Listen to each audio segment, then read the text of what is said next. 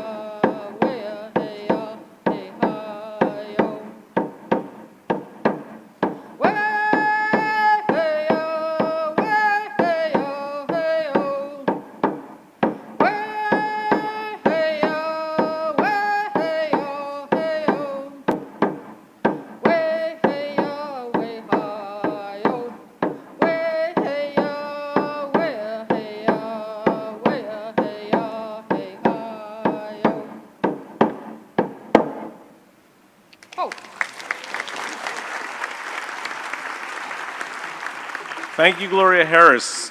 Please take your seats.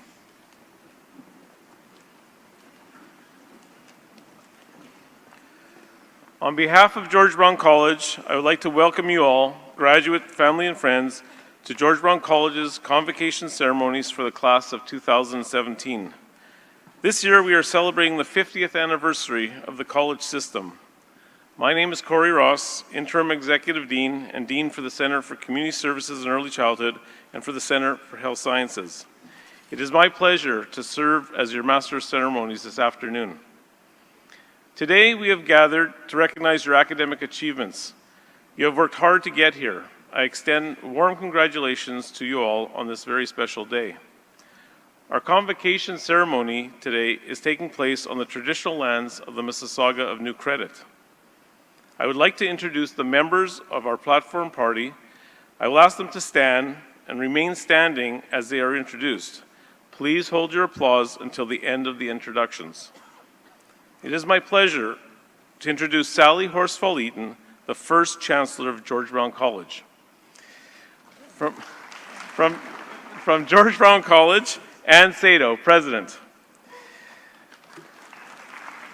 Diane Tessier, Registrar. Ian Wigglesworth, Dean, Center for Preparatory and Liberal Studies. Bearing the mace this afternoon are Beatles Beth Jordan, class of 1995, and Tanya Richard, class of 2006. From the George Brown College Student Association, Rudy Modi, Director of Communication and Internal. I would also like to acknowledge our knowledge and wisdom keeper, Robert Crawford, who hails from the Algonquin Nation and his Turtle Clan. Our keynote speaker this afternoon is Dr. Mckenzie, who will be introduced later in the ceremony.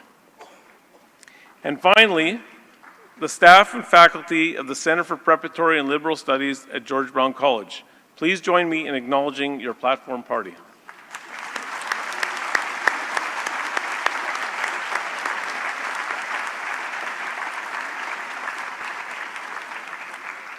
Please take your seats.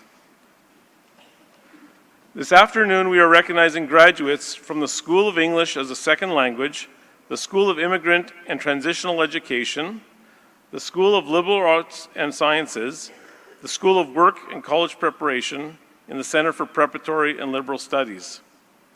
Our interpreters this afternoon are Monique Ledrew and Catherine Bizan.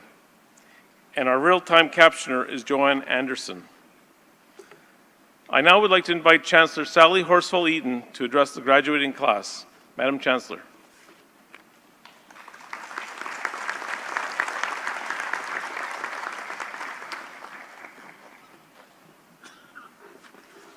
Well, good afternoon, and it's good to see you all dressed up in your best bib and tuckers. I bet half your classmates don't even recognize you, all done up for your big day. This has been a year of celebration. 150 years ago, the 5 existing provinces came together to form Canada in a confederation. 100 years ago, in April 1917, Canadian troops did what others could not. The German 6th Army had swept in over the Alps and conquered and taken the 7-kilometer Vimy Ridge. Neither the French nor the British had been able to reclaim this. But in April of 1917, the Canadians did what no one else could, to the surprise of everyone. Over a 4-day battle, they reclaimed this strategically vital area. It was the first time that the Canadian Army had fought together, and this was the moment when the world began to view Canada as a nation rather than as a British colony. What a great country we have here. In Canada, we have the lowest population density in the world. Almost half our population wasn't born in Canada, which is evidence that this is the best place to live. The baseball glove was invented in Canada, in case that's important to know. And a little known fact, it's illegal to lock your car doors in Churchill, Manitoba, in case someone needs to escape from a polar bear. So I ask you, how many of you actually stood at attention and sang today when we were singing O Canada to open the ceremonies? Whenever you hear, thank you. Whenever you hear Canada being O Canada being played or sung, blast it out. Whether you live here permanently or you're a visitor, be proud of this country and let everybody know it. And don't be embarrassed if you don't know the words, because most of us can't get the French and English straight anyway. So just go ahead and make the noise. And finally, of course, it's a very important year in that 50 years ago, the college system was started in Ontario. So it is the beginning of the 50th birthday of George Brown College. So where else would you really rather be? Congratulations to all of you graduates and to your family that are here. I'll bet there were times when they never thought this would happen. And you're a very different person today than when you began. First of all, you've learned that there are no secrets to success. It is the result of preparation, hard work, and yes, learning from your failures. So this week when you go home, list the 3 things in your life that you are most proud of. and stick it away somewhere and look at it 10 years from now, and it might generate some very interesting conversation. Now, a word of advice. Think long-term instead of short-term. I realize that some of you have part-time jobs, some of you have full-time jobs, and some of you are looking for work. And yes, you should aim for the very perfect job and the ideal career, but in the interim, you will need to have a job. So be patient in that job. So often when things go quite as we plan, we want to quit. But no, just be patient. There are 4 important things that you need to be comfortable saying when you're in a job. One is, I don't know. One is, I need help. I was wrong. And of course, I'm sorry. So be considerate of your colleagues. Pay attention to your work. Make helpful, thoughtful suggestions. Learn to listen to others. Your point of view may not always be right. Of course, unfortunately, the boss is always right. And if at first you don't succeed, skydiving's not for you.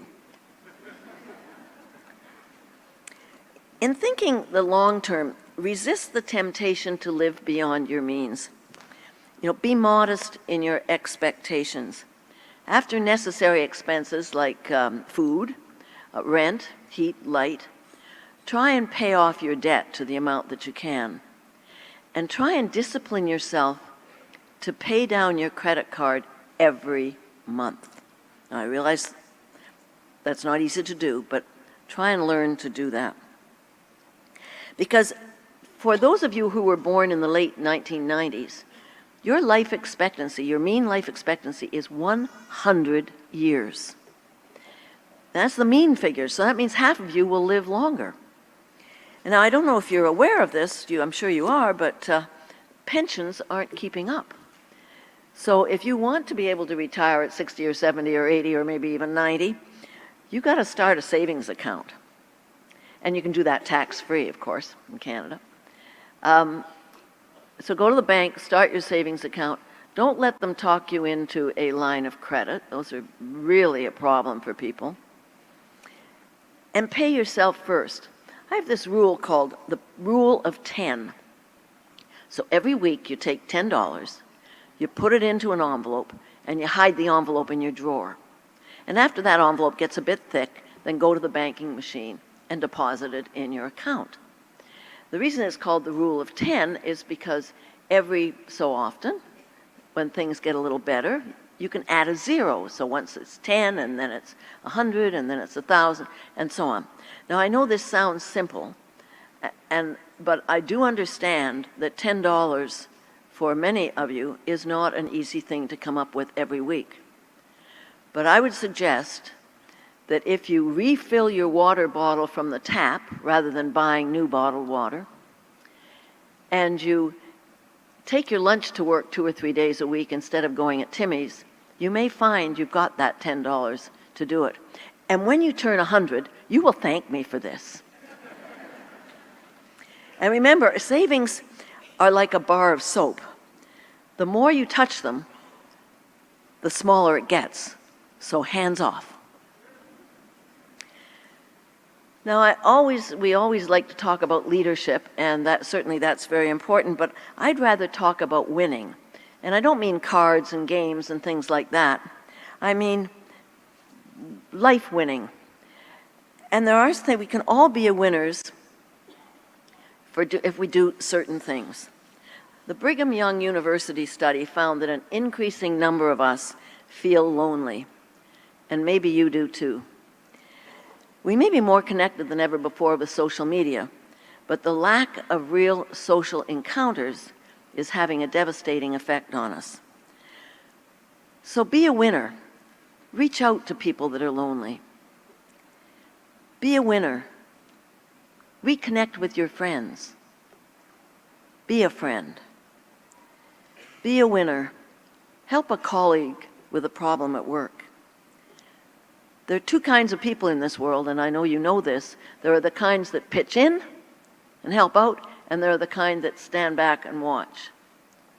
So if you have a car stuck in the snow, are you one of the people that help push it? Or do you stand back and watch the other guy do it? Be a winner. Pitch in. And particularly in this workforce nowadays, the attitude of pitching in is one of the predominant things that helps you succeed and move up the ladder in your job. And remember, happiness comes from reaching out anyway, from reaching out to your friends and your family. So be a winner. Smile. Don't go around looking like a talent scout for a cemetery. Now, I don't know if you've been watching what's been going on with the Planet Mars exploration program, but the head of that has a great expression. He says, "Great works and great folly may be indistinguishable at the outset." So if you have a vision or even a crazy idea of something that you think you would like to do, start now. Don't be worried about failing. Don't be afraid of reaching out. Remember, naivety is okay. Many of us would never start anything if we actually knew what was involved at the outset. So everything you do, do like you mean it. Live your life with passion. Keep on learning. And most important, be decisive. Goodness knows the road of life is scattered with flat squirrels who couldn't make a decision. Thank you very much, and good luck to all of you.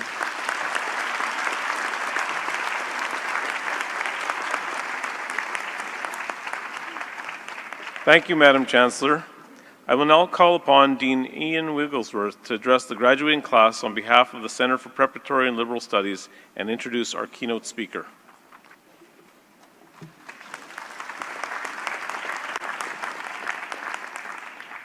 Madam Chancellor, Madam President, distinguished graduates, George Brown faculty, staff, families, and friends, class of 2017, congratulations. What a wonderful day. I am so incredibly happy and proud to be able to celebrate with you. Now that you know that it's the 2017 marks the 50th anniversary of the Ontario college system, there's an important fact that's worthwhile mentioning.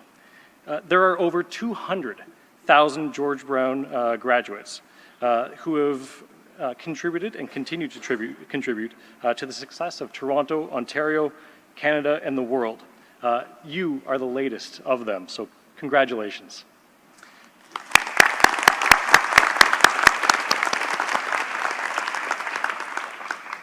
Convocation week at George Brown is always an amazing time. It's where we have the pleasure of honoring the perseverance, success, and academic achievement of our graduates. It's wonderful to see the smiles and the joy in your eyes. This celebration signifies that you, despite the trials and the late nights, have the perseverance that has led you to this moment of success. Drink it in. Call on this accomplishment in the future when you need to remind yourself of your greatness. We at George Brown wish you nothing but a great and brilliant future. Please stay in touch with us. As alumnus, you will be the future colleagues and employers of those that graduate after you. The opportunity to give back and to see others succeed is edifying. It enriches your soul and acts as a reminder of your own accomplishments. A final thought before I introduce today's honorary recipient. Be sure to thank the people who helped you get to this point. None of us accomplished these steps alone. Be sure to acknowledge their contributions. After all, it's much more fun to celebrate with the people we love. It's now my pleasure to introduce to the podium Dr. Mckenzie, the CEO of the Wellesley Institute. He is an international expert on social causes of illness, suicide, and the development of effective, equitable health systems. As a physician, researcher, and policy advisor, Dr. Mckenzie has worked to identify the causes of illness in cross-cultural health for over 2 decades. He is an active, funded researcher of social, community, crucial, and policy issues with nearly 200 academic publications, including 5 books. In addition to his post at the Wellesley Institute, Dr. Mckenzie is the director of the Clinical Health Equity at CAMH. He is a full professor and co-director of the Division of Equity, Gender, and Population in the Department of Psychiatry, University of Toronto. Dr. Mckenzie sits on the boards of United Way Toronto and the Ontario Hospitals Association and is a senior fellow at Massey College. Dr. Mckenzie is a member of the Ontario Government's Mental Health and Addictions Leadership Advisory Council and has sat on the Expert Advisory Group of Ontario's Homelessness Strategy and on numerous other committees. He has a respected track record of setting up award-winning services, training clinicians and researchers, offering clinical care to some of the most marginalized patients, and helping to develop health policy for governments in Canada, Africa, Europe, the Caribbean, and the United States. Dr. Mckenzie completed his medical training at the University of Southampton and was trained in psychiatry at Maudsley Hospital and the Institute of Psychiatry and Harvard University. Please join me in welcoming Dr. Mckenzie to the podium to address the graduates.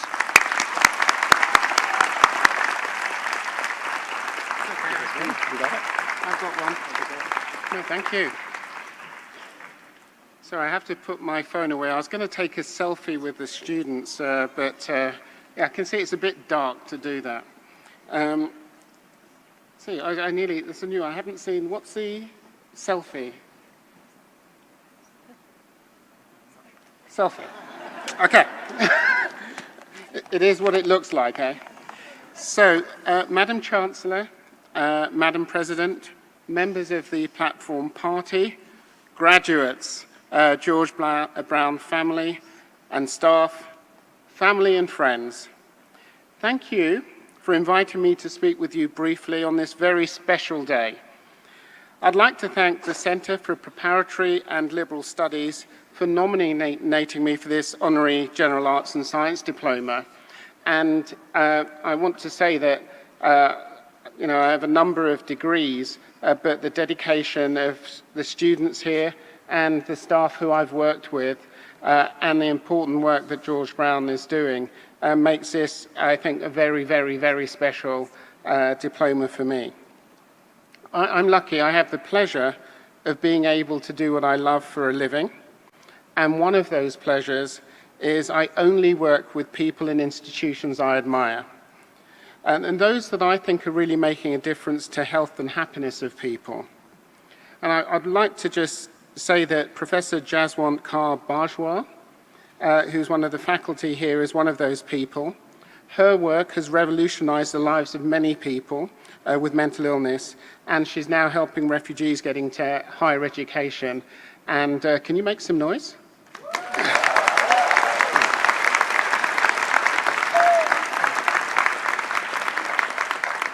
And I see George Brown as one of those institutions. I've been working with the Centre for Preparatory and Liberal Studies for 8 years, and I love what George Brown does, and it's been an honour to be able to work with staff and students here. Now, at Convocation, what normally happens is people tell stories about their life, and their aim is to offer you important advice. I'm actually just going to offer you one piece of advice, but I'm not going to tell stories. And the reason for that is simple.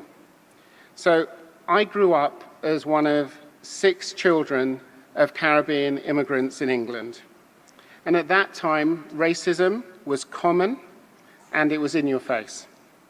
As a child, I had one aim, and one aim alone, and that was to get out of the poor area of England called Southall, which is where I lived, because I thought there was more to life. And I used education to get opportunity. And my local school had a Latin motto that we all had to learn. Now, this was a normal state school, but it had a Latin motto. And that was Labor Omnia Vincit, which means work conquers all. And I took that to heart. I worked my way up through the state school system. I took advantage of free university, which they had in the UK, and I became a physician, a researcher, and a policy advisor. And I've got to the point where I've given advice to governments, I've given advice to the World Banks, and obviously I give advice to my kids. And only 2 out of 3 actually listen. I think you can work out which listen. But the basis of everything that I've done has been science. Now, science tells you something. Science tells you that 2 heads are better than 1. Science tells you that the plural of an anecdote is not data. And for any subject, there's a scientific literature, and that will give you a better answer than stories. And given what is happening in the world today, and I said that in this speech I wouldn't use the T word to refer to what's happening south of the border, I want to underline the importance of science over story.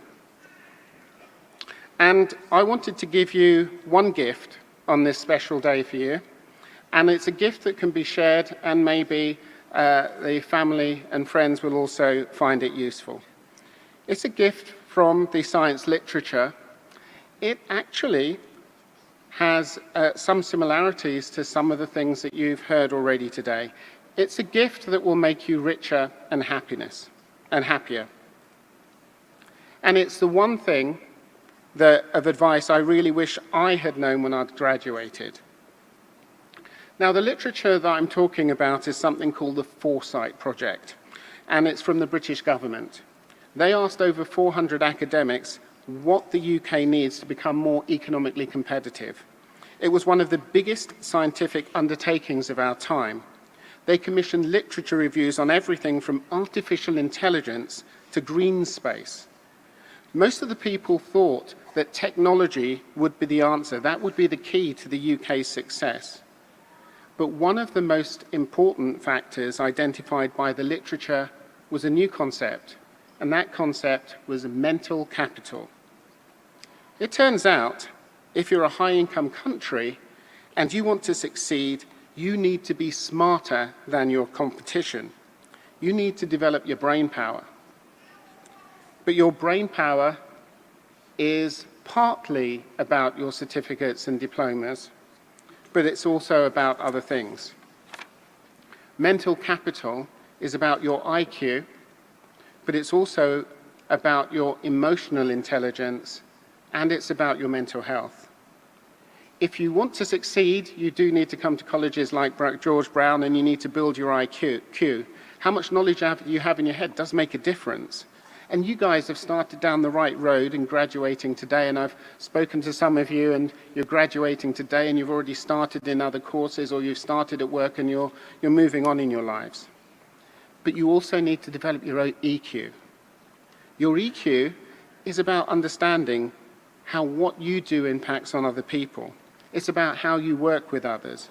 It's about knowing yourself, and it's about being able to understand others. Many of you here will have an Apple product. How many have got an Apple product? Yeah, you see, all the young ones sort of all they've got.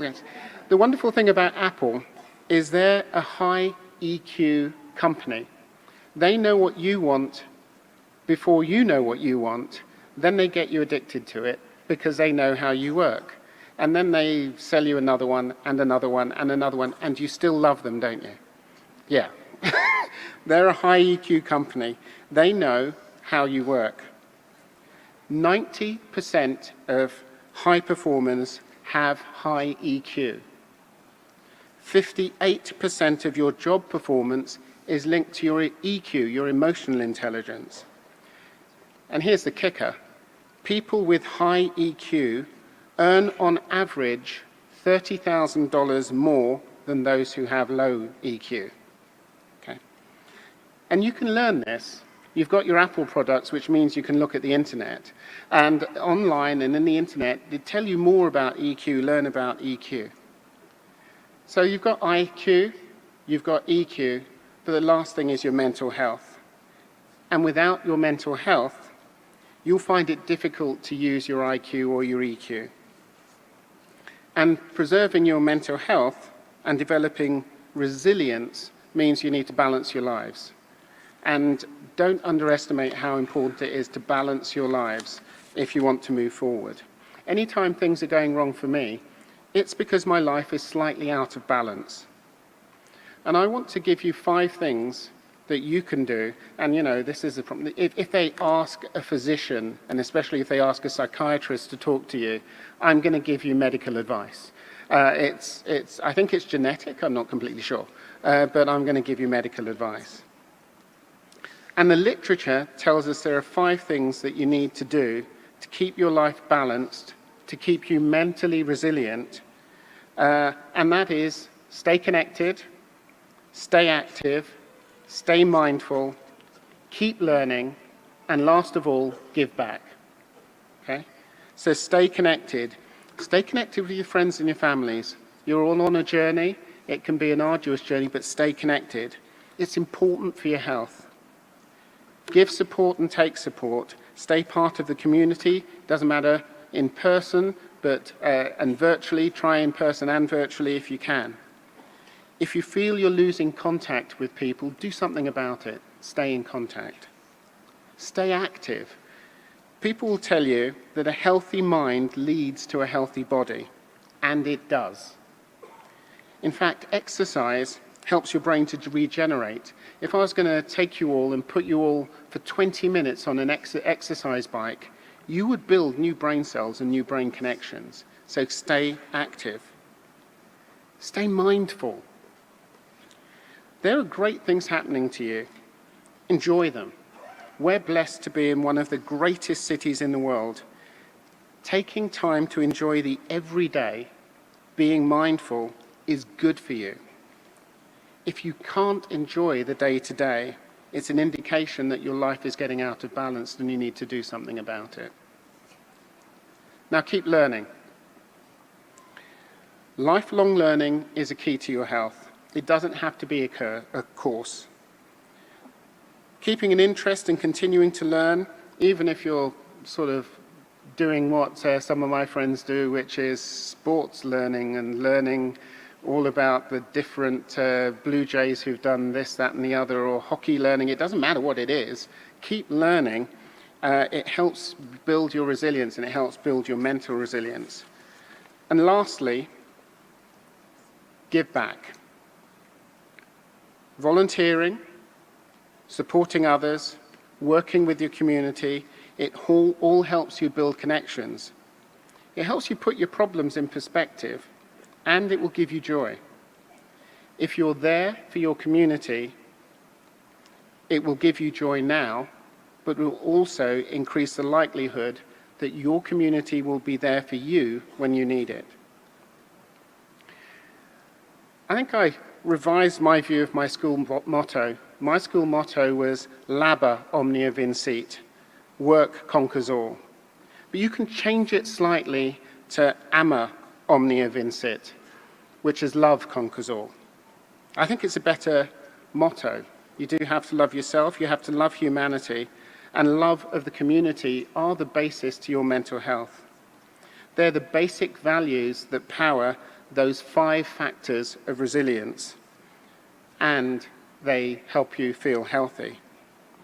So I think if I'd have known when I was graduating that I need not only to develop my IQ through hard work, but also think about EQ and mental health, and that I needed to balance my life by connecting, staying active, being mindful, keeping learning, and giving back, and that finally, that love conquers all, I think I'd have enjoyed things more, and I think I'd have achieved more, and that's my advice. That's my advice to you.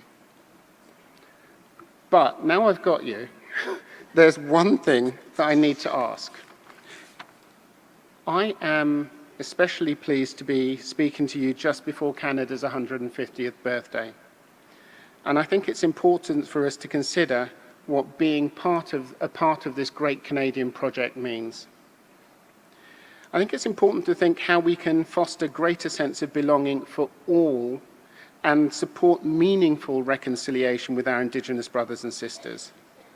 I think this is a new start, and it's an opportunity to build a lasting legacy for future generations. And I don't invite and... Ooh. You go for it.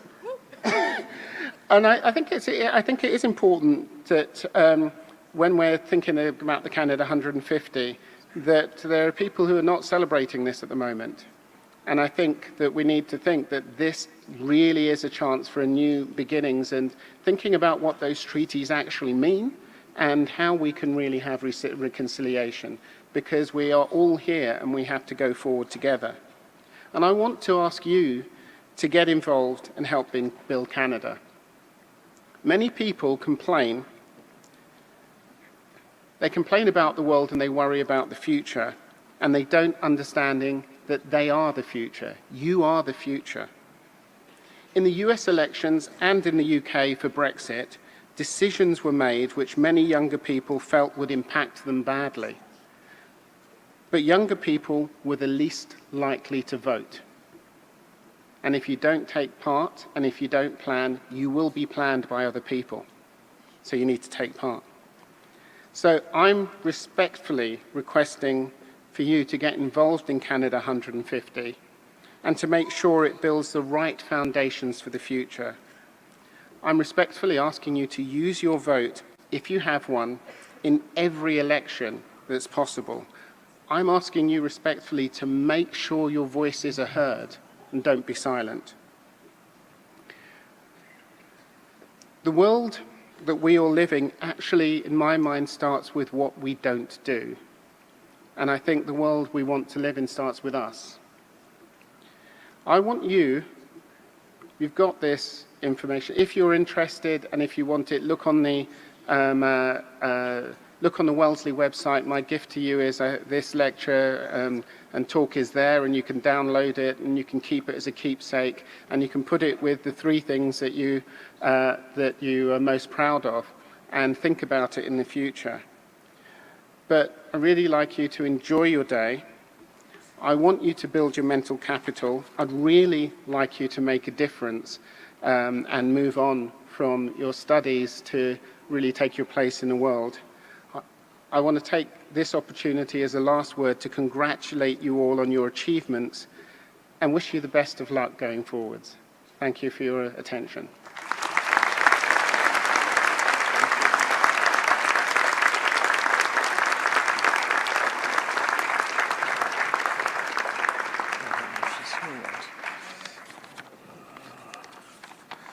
Thank you, Dr. Mckenzie. I would now like to ask President Ann Saito to come to the podium to say a few words about this year's recipient of an honorary diploma in general arts and science.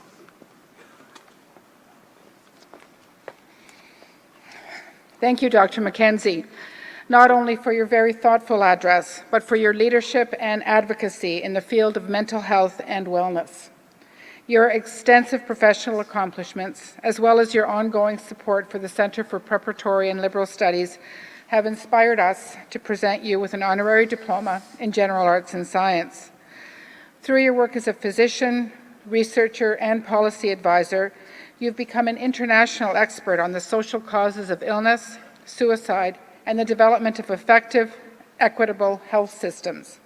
Despite your busy schedule, you've been a frequent and highly appreciated guest speaker and collaborated with faculty on research geared towards improving outcomes for students with severe mental health issues.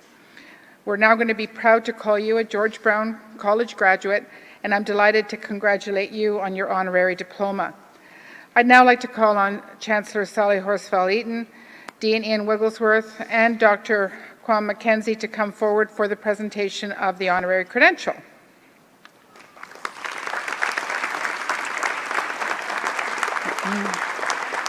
I'm honored to confer an honorary diploma in general arts and sciences on Dr. Mckenzie.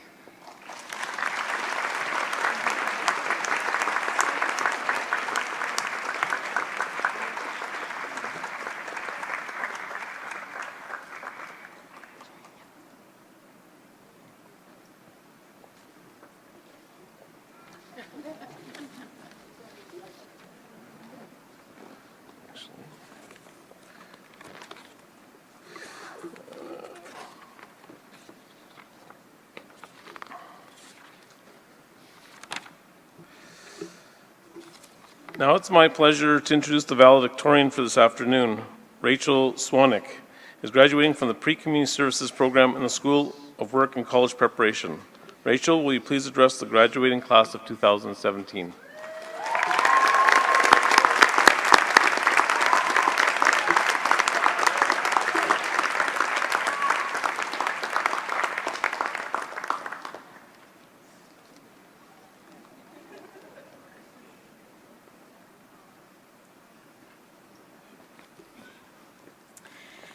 Madam Chancellor, Madam President, members of the Platform Party, fellow graduates, George Brown faculty and staff, family and friends, good afternoon. I would like to personally congratulate all of the graduates represented here today. We should all be extremely proud of ourselves and of all our accomplishments that have led us here to this moment. I believe I speak for everyone when I say that George Brown College has been just one of the many journeys in our lives that have helped us to push ourselves to reach our future goals. I've learned that I too can push past the fear and risk involved in giving a speech. In this very moment, I am literally in the middle of accomplishing yet another goal in my life, and to tell you the truth, it feels pretty awesome.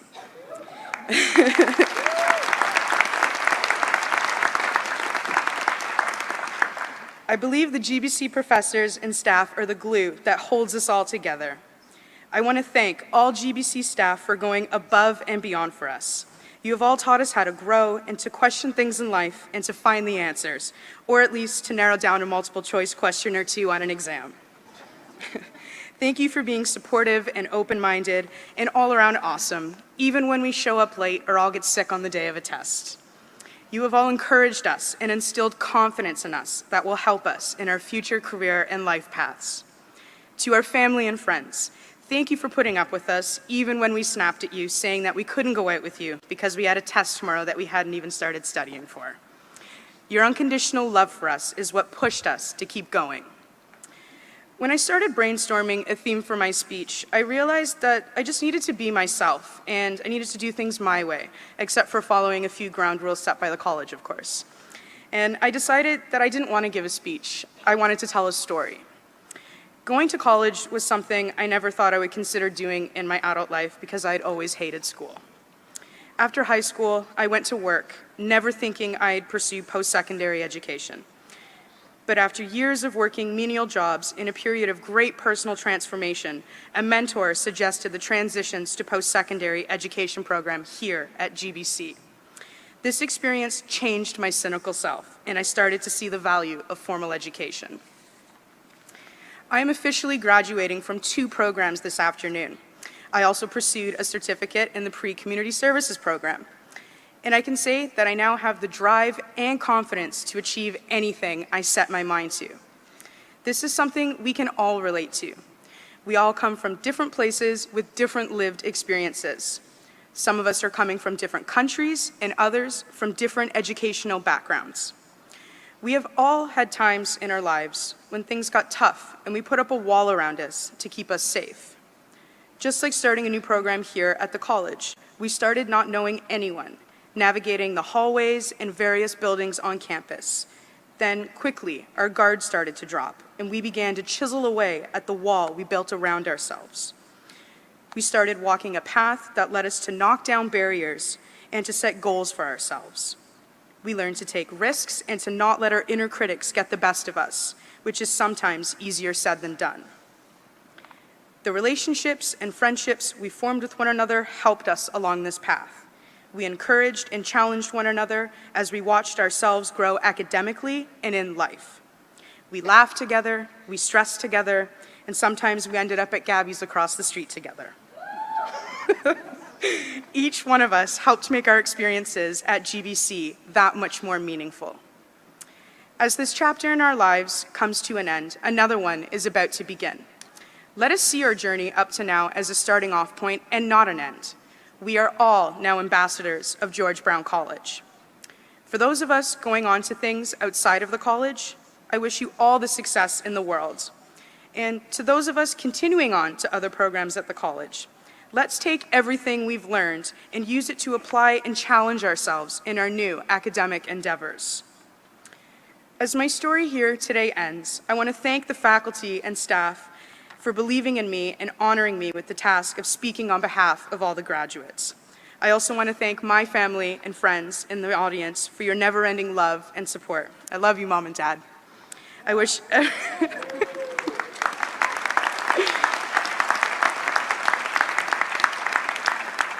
everyone here today all the best with the next chapter in your lives. Thank you.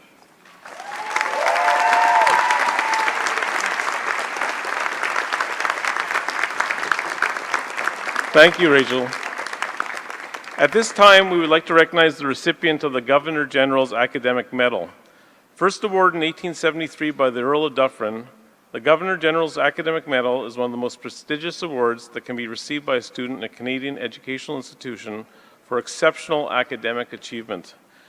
The Collegiate Bronze Medal from the Governor General of Canada is awarded to the student in a 2- or 3-year program with the highest cumulative grade point average. This year, the recipient of the Governor General's Academic Medal is Daniela Levy, who is graduating from the Assaulted Women's and Children's Counsellor Advocate Program in the School of Liberal Arts and Science.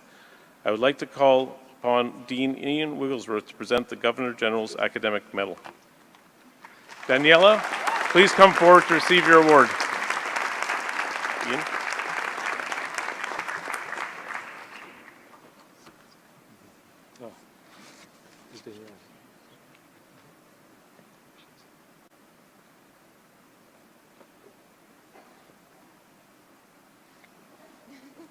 Don't be shy.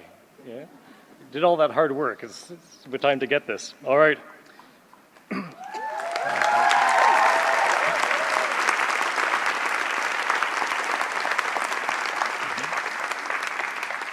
On behalf of His Excellency and Right Honourable David Johnston, Governor General of Canada, I am pleased to present the Academic Medal to Daniela Levy. Congratulations. Amazing. You're really proud of yourself.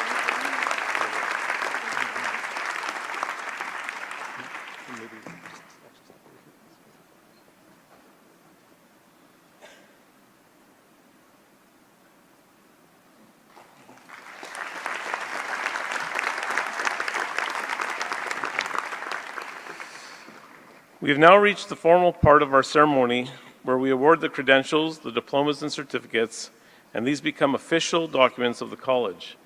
I invite Chancellor Sally Horsfall-Eaton to come forward. Would the candidates please stand? Graduates.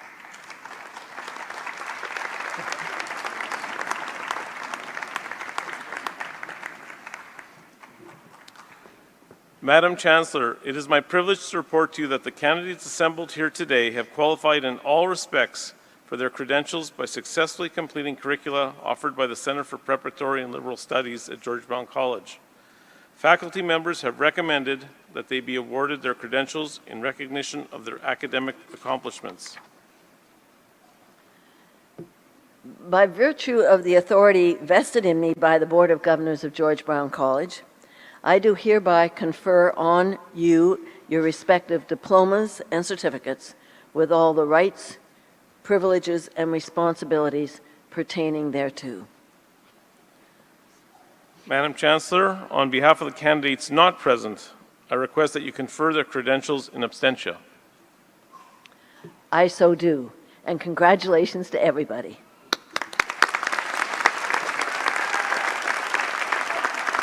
Please take your seats.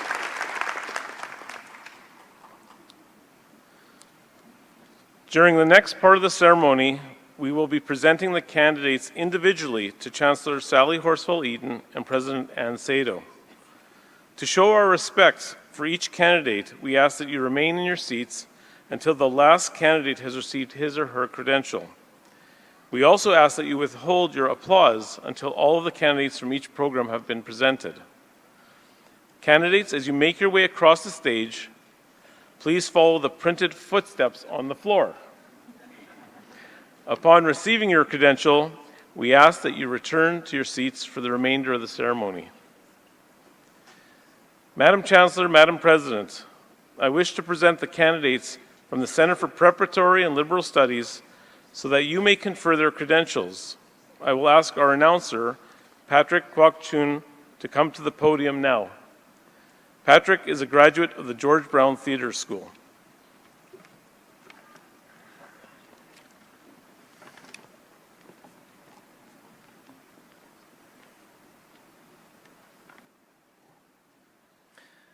Madam Chancellor, Madam President, I would like to present the graduate from the School for English as a Second Language, General Arts and Science, English for Academic Purposes program. Janathul Farhana.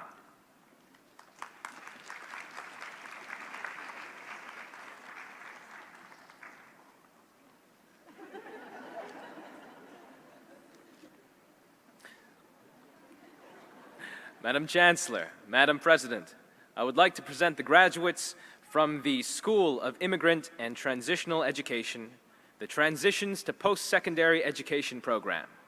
Cassandra Arthur, with honors. Joseph Andrew Aston, with honors. Natasha Bugler, with honors. Michael Clayton, with honors. Gina Forgione, with honors. Cheryl Gray. Brendan William Gregg, with honors. Mo Na Hu. Paul Yanuchevsky, with honors. Stephanie Nikolic, with honors. Anna Oliveras, with honors. Karen Peters. Sorel Shiner.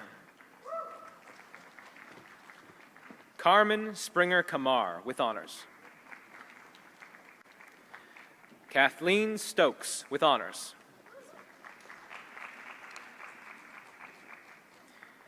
Ketri Arlene Wakefield, with honors.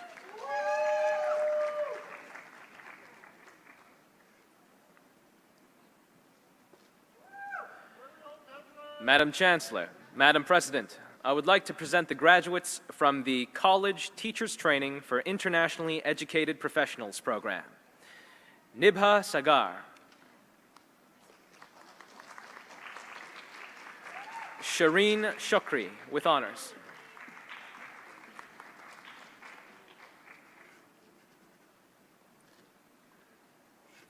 Madam Chancellor, Madam President, I would like to present the graduates from the School of Liberal Arts and Sciences, the General Arts and Science program. Krista Barilko. Marianne Drury. Janin Hassan. Anna Hamati, with honors. Alexandra Henry, with honors. Ayumi Kotera. Mark Mangalaman. Melanie Schwartz, with honors. Mitchell Austin Toy. John Lamb.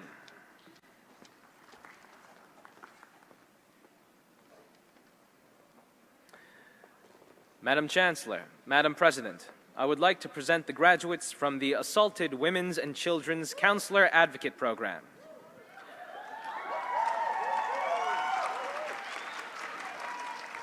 Alyssa Amatiello. Brenda Angeles Del Rio. Sonali Adawayne, with honors. Mary Avila. Jessica Baglieri, with honors. Leah Bailey. Linda Cardoso, with honors.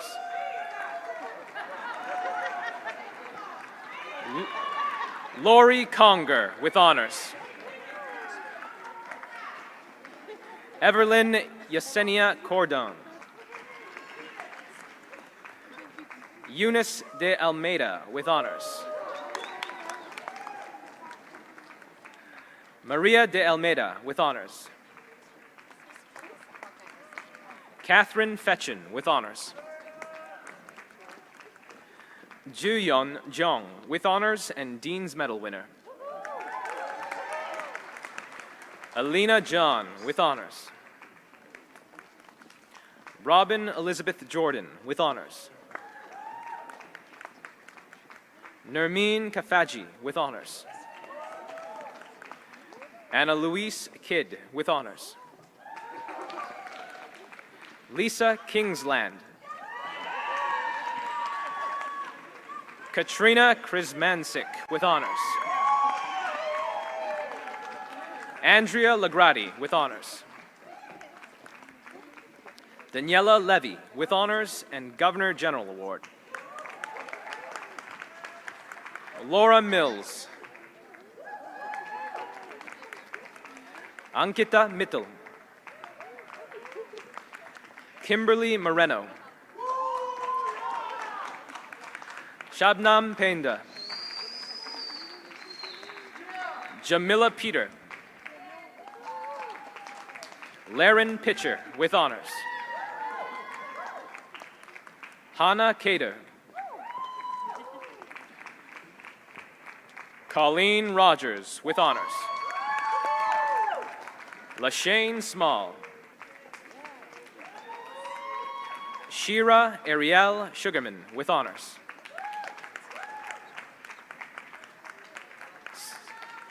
Sigal Suleiman.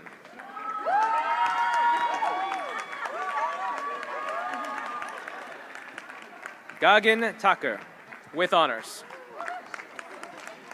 Madison Tooley with honors. Desney Trevina. Judith Tucker with honors. Caitlin Ann Walter with honors. Earlyn Williams.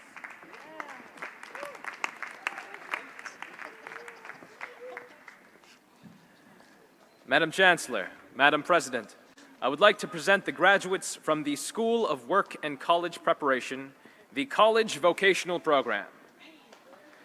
Lucas Bazo, Dean's Medal winner. Tanisha Brown. Anna Bui. Sebastian Burbano. Clyde Chan with honors. Tanisha Clark. Michael Daw. Estefia Fragos. Monica Gandhi. Jenikin G. Faraz Halani.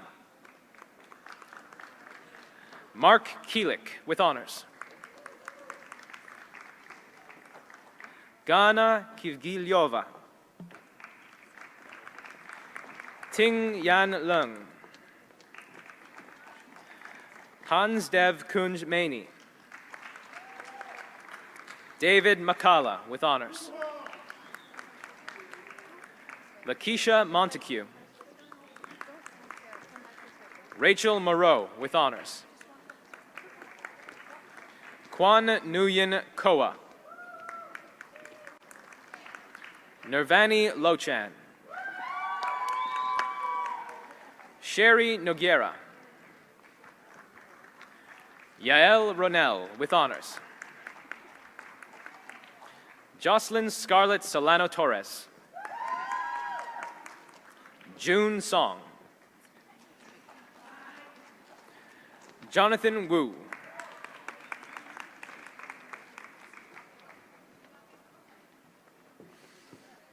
Madam Chancellor, Madam President, I would like to present the graduates from the Pre-Health Science Program.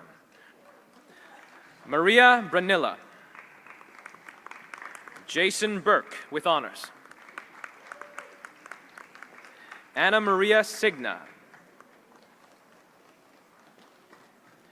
Anna Marie Calantes with honors. Julie Contreras Palma, with honors. Paula Hamilton. Liliana Elizabeth Hugo, with honors.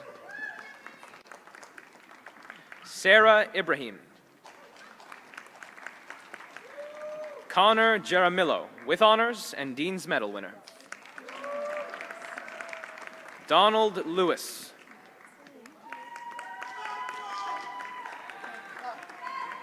Pamela Peña Valenzuela, with honors. Geraldine Policarpio. Shahithra Ramesh, with honors. Amanda Shiosankar, with honors. Tesman Tang.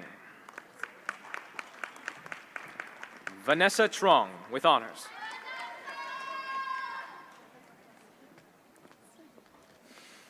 Madam Chancellor, Madam President, I would like to present the graduates from the Pre-Community Services Program.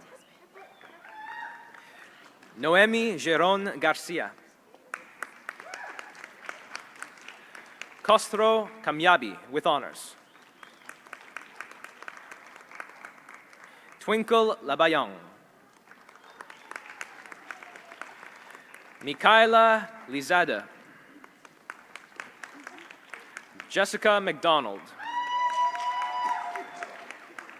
Noel Roca. Rachel Swanik, with honors. Carly Toms.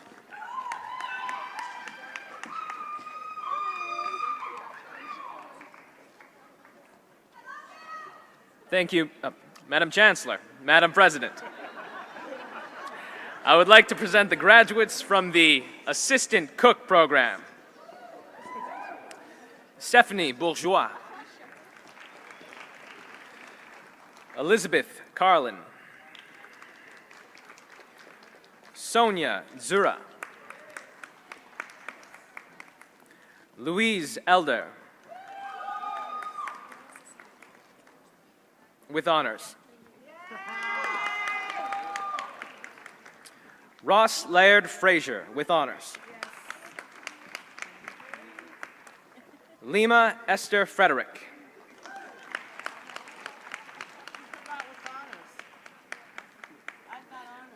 Roddy Nicholas Gangu. Chloe Ann Madonia. Jason McKenna. Fernando Mendez Molina.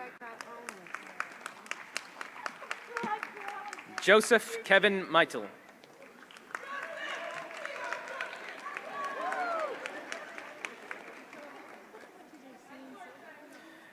Gitano Filippo Nakarato.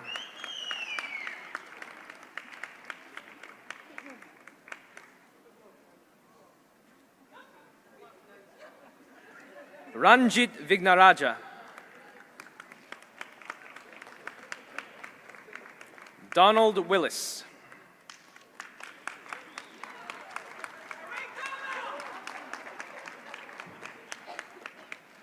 Madam Chancellor, Madam President, I would like to present the graduates from the Construction Craft Worker Foundations program.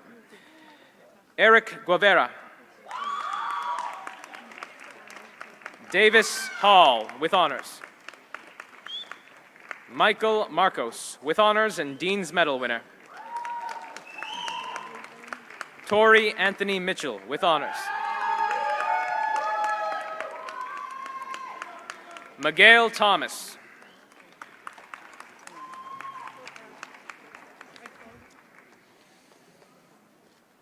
Madam Chancellor, Madam President, I would like to present the graduates from the Pre-Business Program. Diego Adolfo Buarle Tapia. Nicola Nikolic, Dean's Medal winner.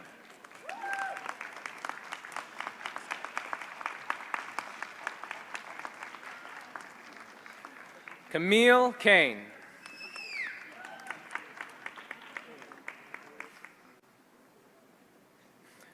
Karen Rosario Carrion. Ruth Herminia Herrera Soriano. Irina Petrova with honors. Rebecca Jane Stewart.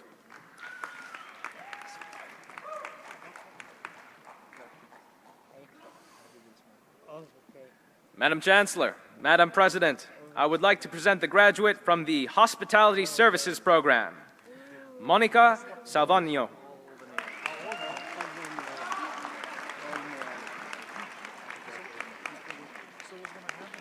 Thank you, Madam Chancellor and Madam President, and congratulations to all graduates.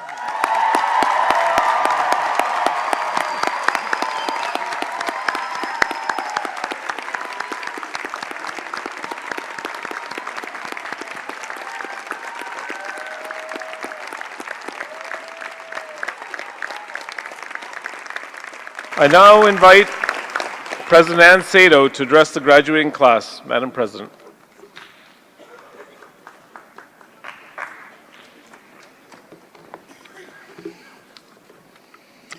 Well, good afternoon, everyone. This is our last convocation of this year, so it's always a little bit bittersweet, but I'm absolutely thrilled to be here celebrating with you today.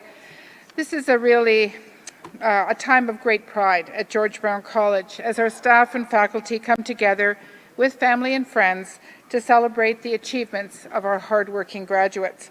And personally, I feel very proud of each and every one of you. This year's convocation is particularly special since we're starting the start of a year-long 50th anniversary celebration for George Brown.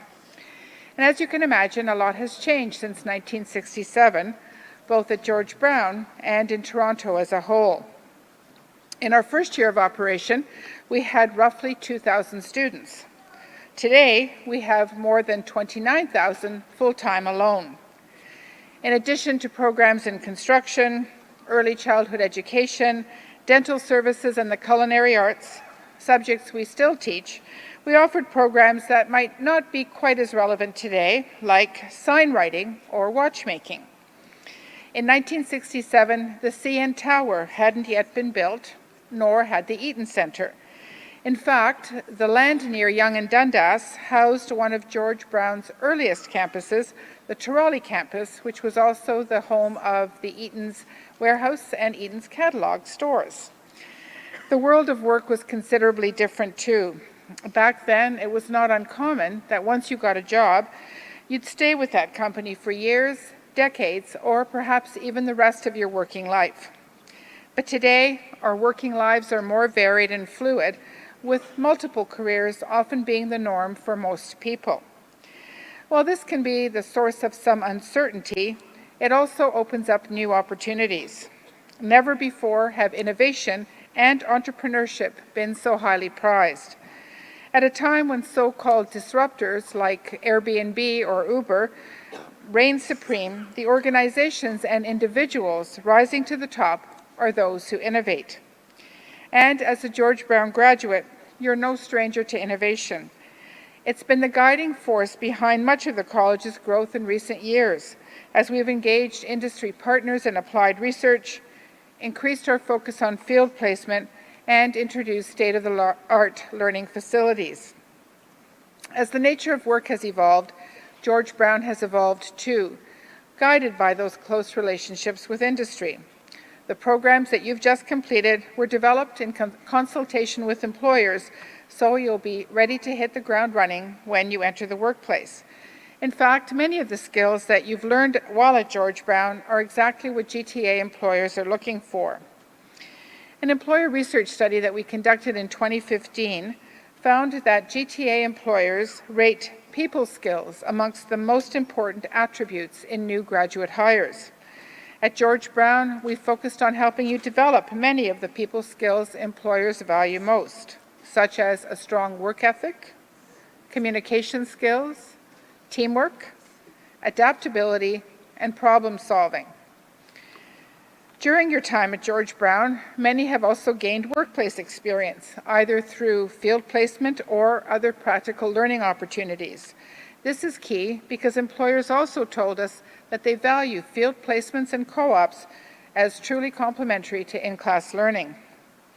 And finally, employers have told us that they're looking for candidates who've shown that they can take initiative both inside and outside the classroom. You may have done this by operating a student-run business, conducting applied research with industry partners, acting as a peer coach or tutor, serving as an executive on a student-run club, or participating in a lab, clinic, restaurant, or business that provides services to the public. So while much has changed since 1967, one thing that hasn't is that we have an ongoing commitment to helping students build the skills that will be of most value to them in the future.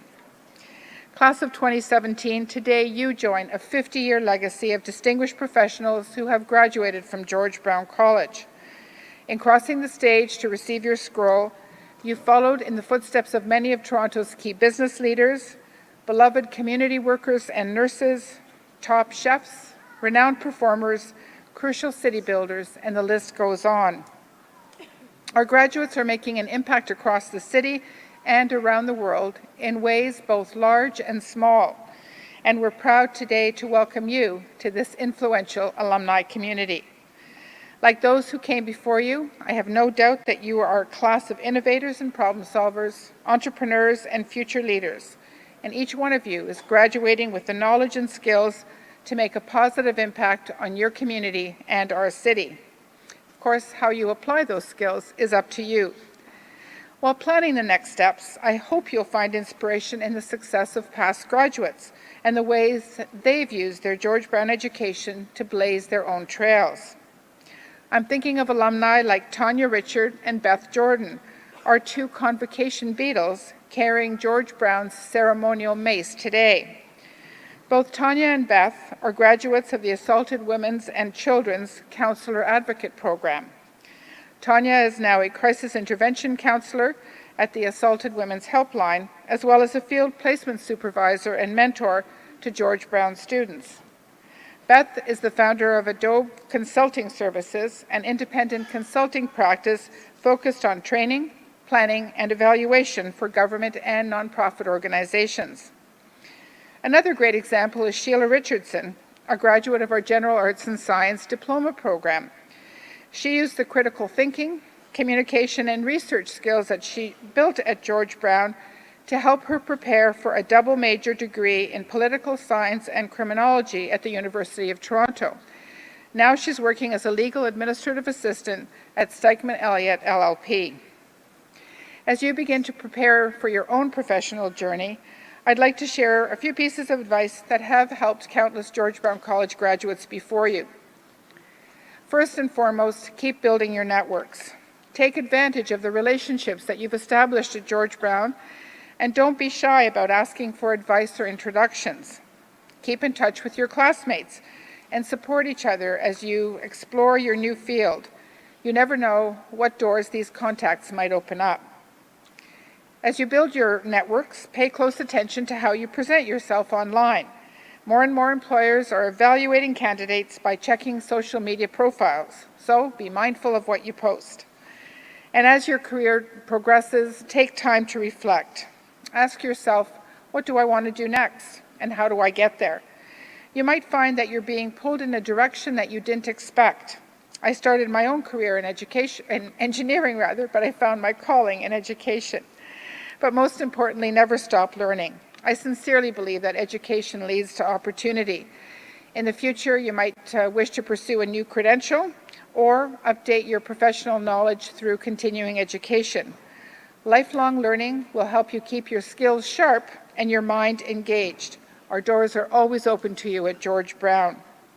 In fact, many of our graduates continue their relationship with the college throughout their lives, both as lifelong learners and as industry partners. Once you've established yourself, you might consider joining a program advisory committee, hosting a student for a field placement, working with us on applied research, or hiring a graduate. In the meantime, I encourage you to take advantage of the supports available to you at our Alumni Relations Office. We have many services to help you with your next steps, including professional development and job search assistance. Before I close, I'd like to leave you with a quick anecdote from George Brown College history. When the college system was founded in 1967, there was some political posturing underway, as there often is when something new is proposed. Then Minister of Education, progressive conservative Bill Davis, suggested naming our college after a liberal father of Confederation, George Brown. He said it was appropriate that the city to which George Brown had added such luster as a reformer, journalist, and statesman should honor him in this way. A brilliant politician, Mr. Davis quelled the dissent, especially with the Globe and Mail, which had been founded by George Brown. I'm proud that we're one of only 2 colleges in Ontario that's named after an individual. Mr. Davis, of course, recognized that George Brown had contributed something unique and essential to Toronto. He had worked tirelessly to make this community a better place, leaving a legacy that would ultimately benefit us all. As you move forward, I hope you'll look for ways to add luster to both your community and your industry and make a lasting impact on the world around you. I have no doubt that your success at George Brown is only the beginning of a bright future. I wish you the best of luck on the journey ahead, and once again, congratulations, class of 2017.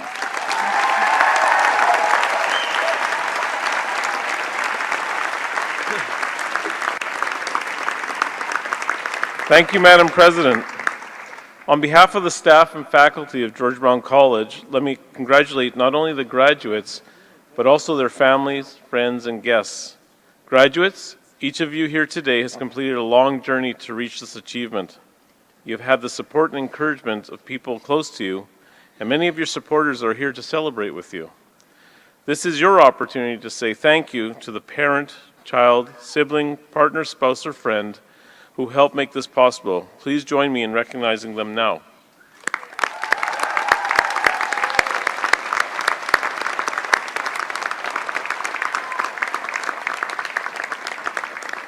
Graduates, I also invite you to join me in expressing your thanks to your faculty and staff of your center.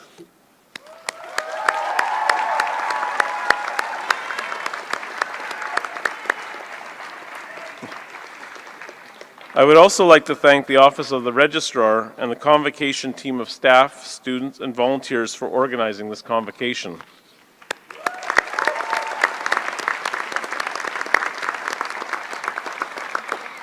Graduates and guests, we hope you will join us downstairs here in the Sony Center following the ceremony. We ask that you remain in the auditorium until the platform party has left the stage. I now declare these graduating exercises closed.